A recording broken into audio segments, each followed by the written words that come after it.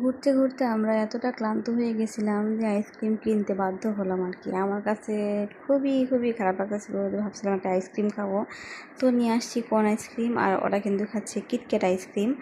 আর আমার ক্যামেরাম্যান কিন্তু একদম পণ করে নিয়েছে যে যতই ক্লান্তি হোক আর যতই কিছু হোক না কেন, ও কিন্তু ভিডিও করা বাদ দিবে না। আসলে আমরা আইসক্রিম খাওয়া নিয়ে ব্যস্ত, আর ও কিন্তু ভিডিও করতেছে, দেখতেই পাচ্ছেন আমাদের ভিডিওটা দেখে। আর আমার ছেলেটা কিন্তু এদিকে ঘুমাচ্ছে। আসলে কি বলবো, ও তো অনেক বেশি ক্লান্ত হয়ে গেছে, আমাদের থেকে বেশি ক্লান্ত আমার ছেলে। সো কিন্তু ঘুমাচ্ছে অ্যান্ড আমরা খাচ্ছি আইসক্রিম। আমি ভাবছিলাম যে কোন আইসক্রিমগুলো অনেক ভালো হবে, কিন্তু আমার কাছে এই আইসক্রিমটা খুব একটা ভালো লাগে নাই। দেন এটার প্রাইস ছিল বাংলাদেশি টাকায় প্রায় 4টা আইসক্রিমের দাম পড়ছে 600 টাকা। কি আইসক্রিম খাইলাম আর কি দাম দিলাম।